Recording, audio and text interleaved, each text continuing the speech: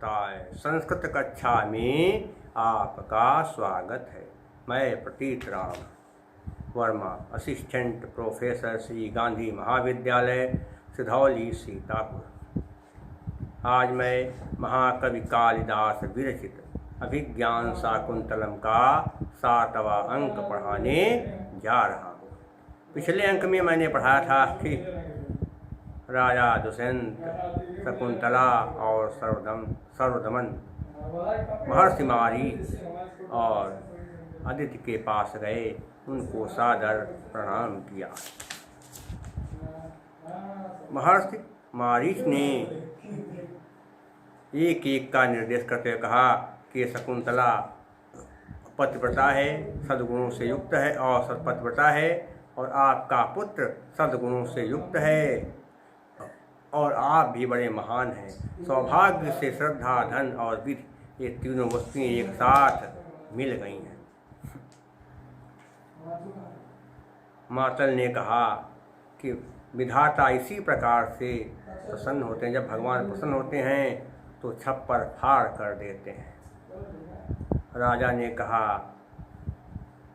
बात तो यही है कि मेरी पत्नी शकुंतला बहुत ही आज्ञाकारिणी थी। मैंने इससे गांधर्व से विवाह किया और इसके बाद काफ़ी समय बीता और इसके बंधु बांधव इसको छोड़ने के लिए मेरे यहाँ आ गए, लेकिन मेरी स्मरण शक्ति कुछ काम नहीं कर पाई। इसलिए मैंने स्मरण शक्ति के दुर्बल पड़ जाने की वजह से शकुंतला का परित्याग कर दिया। इसलिए मैं माननीय कणों का अपराधी हूँ।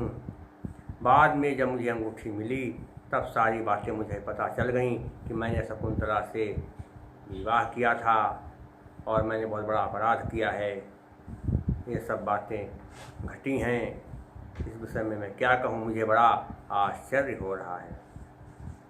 मुझे उसी प्रकार से आश्चर्य हो रहा है जैसे कोई व्यक्ति पहले कुछ देखे सुने और बाद में उसको नकार दे, वैसी स्थिति मेरी हो गई है। क्या? राजा ने कहा, वहाँ पर महर्षि मारीच बैठे थे, उनकी पत्नी अदिति ने दाक्षायणी बैठी थी, मातल थे।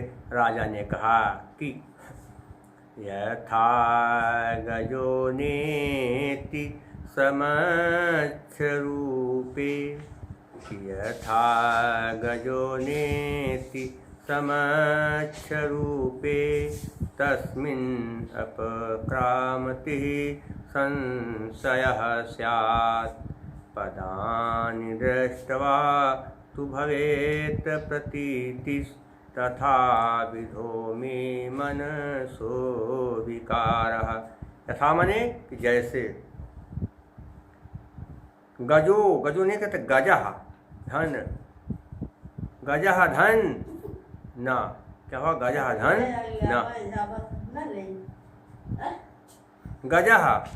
गजः धन नेति, हस्या के नियम से विसर्ग का वो बना और फिर आदगुणा से ऊ का वो बन गया, दो संधियाँ।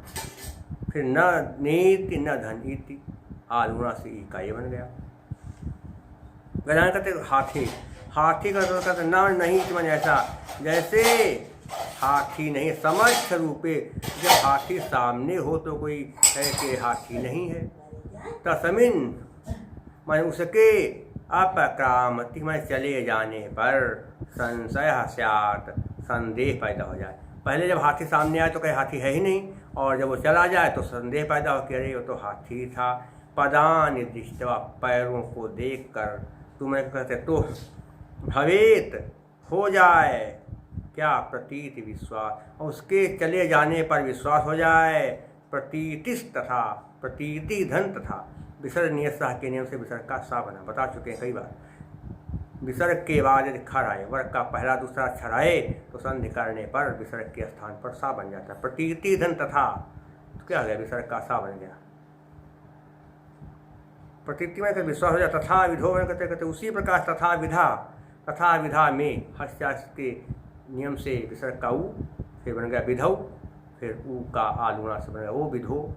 उसी प्रकार से कहते मैं मन कहते मेरे मनसो नहीं मनसा मन का विकार था। हसिचा विसर्ग के बाद यदि किसी वर्ग का तीसरा चौथा पांचवा वर्ण हो या रा वा हा हो तो संधि करने पर विसर्ग के स्थान पर ऊ बन जाता है। मनसा धन विकार वा आ गया विसर्ग के बाद, इसलिए विसर्ग का क्या हो गया ऊ बन गया मनसौ। तो सा में आ के बाद आधुना से का ओ बन गया मनसो। यह मन का विकार था। जैसे प्रत्यक्ष होने पर, जैसे हाथी प्रत्यक्ष हो सामने हो, जैसे हाथी सामने खड़ा हो और फिर कहा जाए कि हाथी नहीं है, और उसके चले जाने के बाद उसके विषय में संदेह हो और उसके पग चिन्हों को देखकर विश्वास हो जाए कि ये तो हाथी ही है। इस प्रकार से मेरे मन में विकार पैदा हो गया कि सामने था तो कहा कि नहीं, जब सामने चला जाए तो विचार हो कि ये तो वही था जिसके बारे में विचार कर रहा था। तो क्या हो गया, जैसे हाथी जब सामने हो तो कहा जाए कि हाथी नहीं है, और जब हाथी चला जाए तो उसके पग चिन्हों को देखकर संदेह हो कि ये तो हाथी ही था। वैसे ही शकुंतला जितनी देर हमारे सामने रही उतनी देर मैं शकुंतला को जान नहीं पाया, और जब शकुंतला चली गई ये तो मैंने सोचा कि ये तो मेरी पत्नी ही थी। यही दशा मेरी हो गई। देखिए संध्या कहते आपको कर देखे बता दिया है। अब क्या देखना कहते समास समक्ष रूपे समक्षम रूपम यस्य तस्मिन् बहुवी समास। और क्या होगा इसके अलावा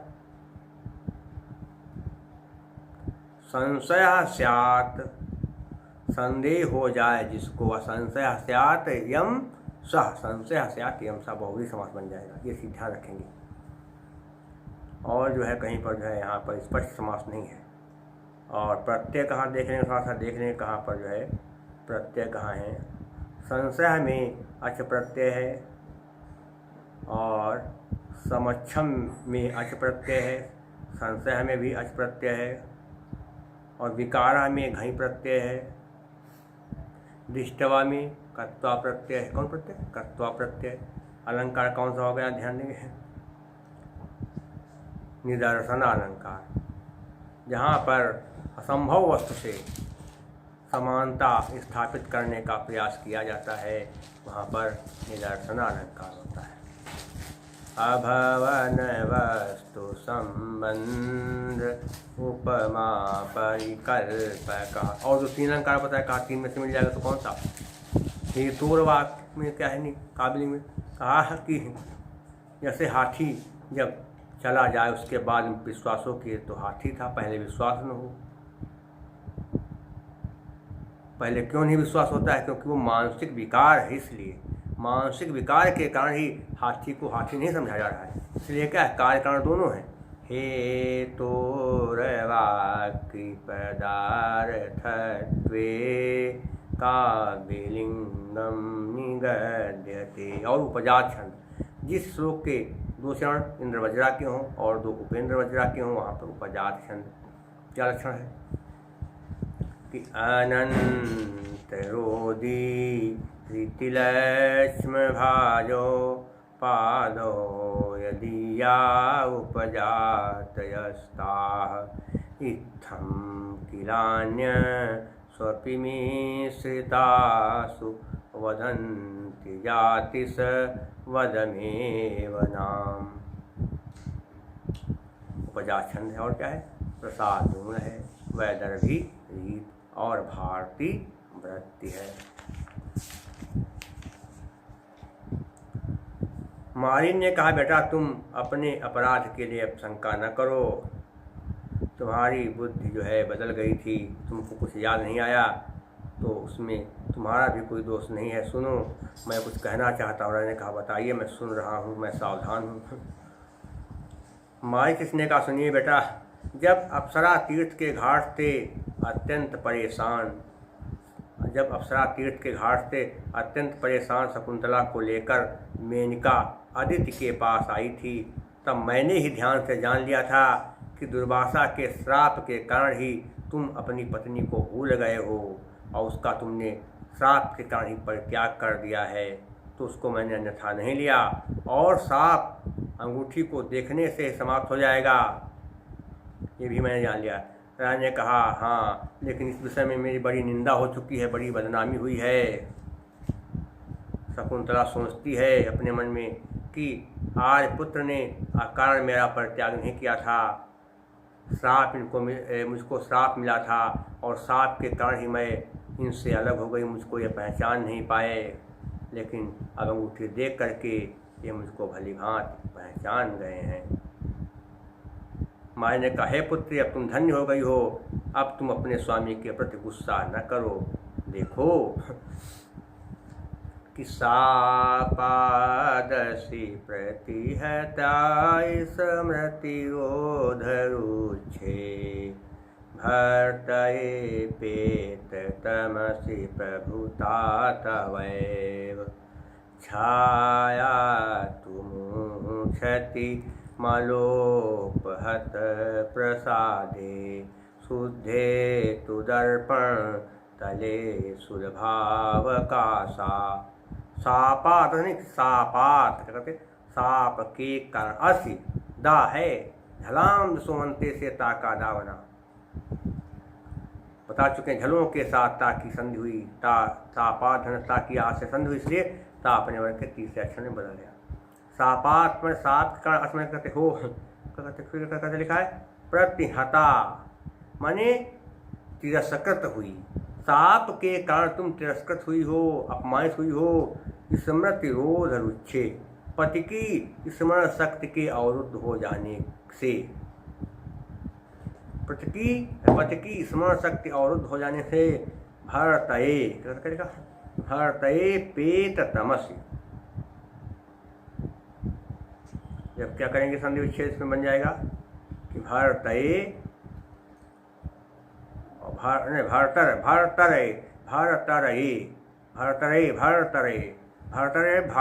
माने क्या होता, स्वामी के द्वारा। और क्या किया है, भर्तर धन, ऐसा भर्तरे पेत अपेत, भर्तर धन अपेत, अपेत तमसे, अज्ञान नष्ट हो गया, प्रभुता अधिकार, तव मैं तुम्हारा एव मन ही, तव धन एव वृद्धि से क्या हुआ, एका अय बन गया, तुम्हारे ही छाया न मूर्छत, प्रतिबिंब दिखाई नहीं देता है, स्पष्ट नहीं होता है। मलोपहत प्रसादे, मैल के द्वारा जिसकी स्वच्छता नष्ट हो गई, मलोपहत प्रसाद में मैल के द्वारा जिसकी स्वच्छता नष्ट हो गई है। शुद्धे तू, परंतु स्वच्छ होने पर दर्पण तले, दर्पण पर शीशा पर सुलभावकाशा, प्रतिबिंब स्पष्ट दिखाई देने लगता है। साप के कारण तुम्हारे पति की स्मरण शक्ति अवरुद्ध हो गई थी। हे बेटी, साप के कारण तुम्हारे पति की स्मरण शक्ति अवरुद्ध हो गई थी, अतः वह निष्ठुर हो गए थे और उनके द्वारा तुम्हारा तिरस्कार किया गया, अपमान किया गया। लेकिन अब अज्ञान रूपी अंधकार दूर हो गया है, इसलिए पति पर तुम्हारा हर प्रकार से अधिकार है। जैसे मैल के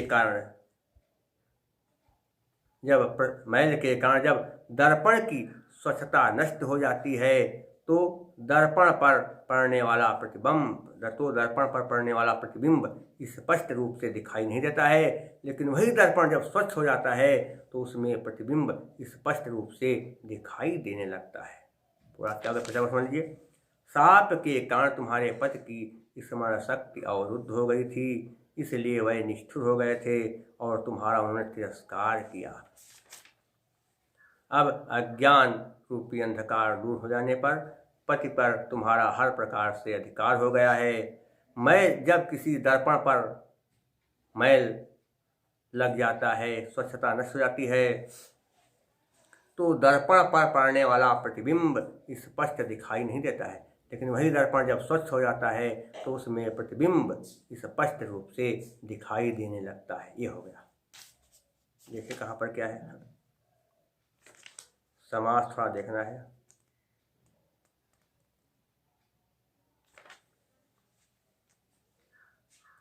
क्या लिखा है, स्मृति रोध रुच्छे, स्मरण शोध, इसमें स्मृतेह रोध षष्ठी तत्व समास बन जाएगा। और क्या है, मलोपहत प्रसादे, मैल क्या मलिन उपहत, मलिन उपहत तृतीया तत्पुरुष समास हो जाएगा। छाया न मूर्छत, प्रतिबिंब स्पष्ट नहीं दिखाई देता है जिसका वह छाया न मूर्छत, यस्य सह भी लगा सकते हैं, तत् भी लगा सकते हैं और यस्याह भी लगा सकते हैं। छाया न मूर्छति यस्य तत् बहुव्रीहि समास, या फिर छाया न मूर्छति यस्य सह भी लग जाएगा और भी समास हो जाएगा। दर्पण तले का दर्पणस्थ तले षष्ठी तत्पुरुष समास। और क्या होगा, भारता में तृतीय प्रत्यय, प्रत्ययता में प्रत्युपसर्ग है, सीधातु कत और टाप दोनों प्रत्यय हैं, सीधातु कत और टाप दोनों प्रत्यय। प्रभुता में तल प्रत्यय, छाया में टाप प्रत्यय, ये सब प्रत्यय हो गए। अलंकार कौन सा है थोड़ा ध्यान देंगे, कौन सा है, उपमा अलंकार। क्या बताया गया है, यहाँ पर दुष्यंत को दर्पण के समान बताया गया, इसलिए क्या है, उपमा अलंकार है। और उपमा न देखा जाए शुद्ध रूप से अगर देखें तो क्या है, दृष्टांत अलंकार भी है। उपमा न होकर के रूपक हो जाएगा, क्योंकि यहाँ पर दुष्यंत का दर्पण में आरोप किया गया तो रूपक। तद्रूपकं भेदो उपमानोपमेयो। और दृष्टांत अलंकार, दृष्टान्तः पुनरेतेषां सर्वेषां प्रतिबिंबनम, दृष्टांत अलंकार।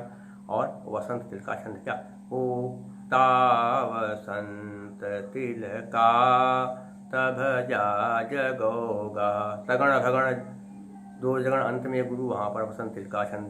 और प्रसाद गुण वैदर्भी रीति है, बता चुके हैं लक्षण। चित्तम व्यापनोति क्षिप्रम सुसकंधेन मिवानलः सप्रसादः समस्तेषु रसेषु रचनासु चा। जो बात सुनकर या पढ़कर तुरंत दिल में बैठ जाए वहाँ पर प्रसाद गुण होता है। और जहाँ पर समासों का अभाव हो या बहुत कम समास वहाँ पर वैदर्भी, तो यहाँ वैदर्भी थे। और भारतीय वृत्ति है। शेष मैं आपको अगले अंक में पढ़ाऊँगा। तब तक के लिए नमः संस्कृताय।